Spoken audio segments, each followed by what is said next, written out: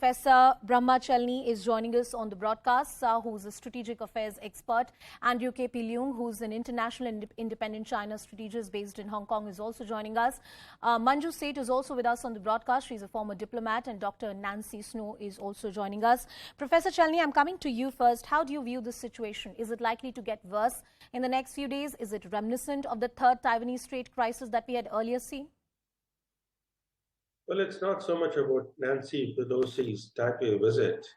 It's more about U.S. policy. Yes. And the policy of appeasement that Joe Biden has been pursuing since he took office. He's been making a series of concessions to China.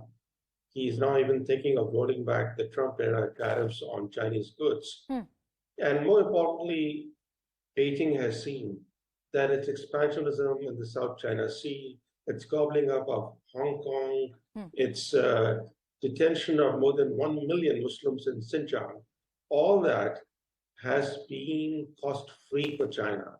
No tangible sanctions have been imposed on China in response to its expansionism or draconian steps.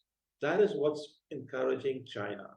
And if you look at the live fire drills that began today, they have effectively encircled Taiwan. They are creating a temporary blockade of much of Taiwan.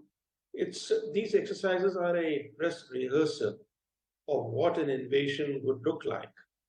The drills simulate enforcing an air and sea blockade around Taiwan.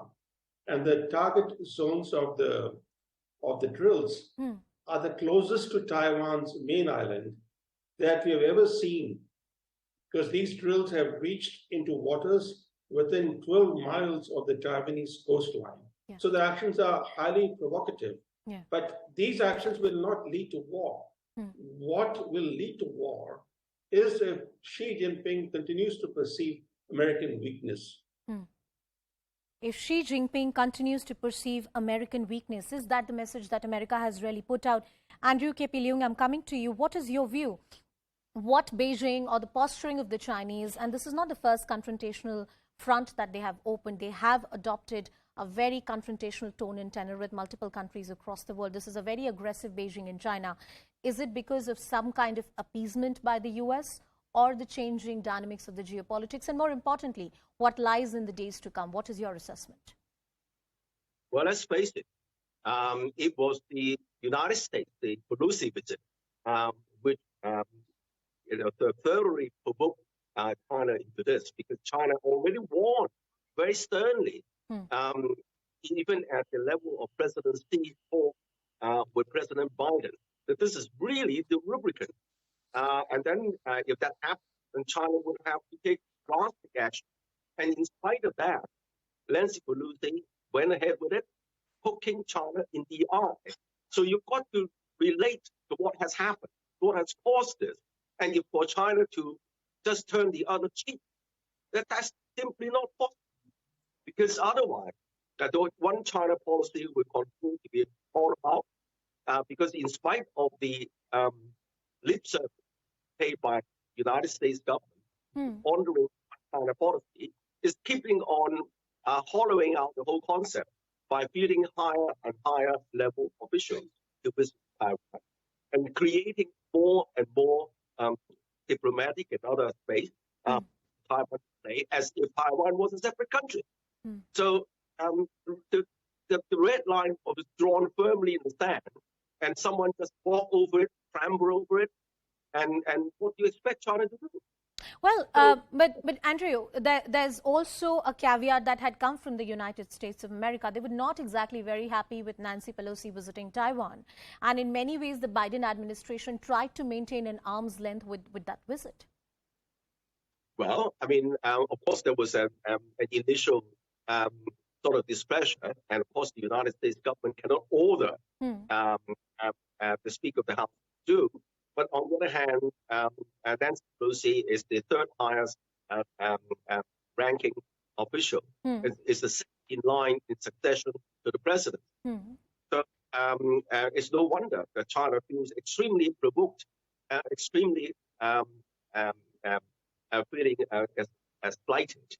And this is the reaction. Now, it's not as if China is mounting an invasion, because according to assessment given by the head of the Joint Chiefs of Staff, General Mark Milley, at his hearing at the Senate a couple of months ago, the conclusion was that Beijing has not yet possessed 100% confidence to prevail over Taiwan, because and so that was a very dangerous move, All right. very rash if China wanted to mount an invasion. But China needs to teach Taiwan a lesson, and this is not being taught. All right. I want to bring in Dr. Nancy Snow also into this discussion. Dr. Snow, we've heard two sides. I mean, Professor Brahma Chellaney is of the view that this is somewhere the appeasement policies adopted by the United States of America and China has not been responded with in the adequate measure, versus what Andrew is talking about, that China had already drawn the red line, and it's in fact the U.S. administration or people from and top leaders from the United States of America which have urged the Chinese. Between this dynamic going on between the Chinese and the Americans, there's the peace and stability of an entire region in jeopardy right now. What lies ahead? Yeah, that's an excellent point. You raised the idea of the international community response. Yes. And this is more critical than ever now. We can talk about U.S. and China. In this context, it's the regimes, it's the militaries, but there is global civil society. Wherever I go in the world, people don't want war. They don't want provocation. Now, interestingly, though, there were some in Chinese social media who were disappointed. I don't know the percentage of them, but it's an extreme position. They were disappointed that China didn't go far enough, that should have been more aggressive with its military response. Now, that's the kind of response we don't need. We need the cooler heads to prevail. I thought the G7 statement was very appropriate.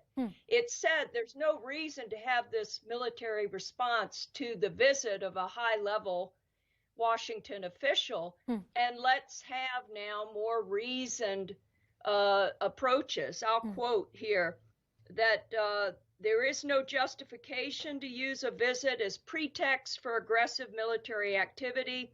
And it urged, the G7 urged all sides, including really the global civil society, to remain calm, exercise restraint, act with transparency, and maintain open lines of communication. We cannot give up on diplomacy here. I know this is dramatic and it's worrisome. I can't imagine what it must feel like for the 24 million Taiwanese people seeing their island encircled. But we've got to diffuse this situation. And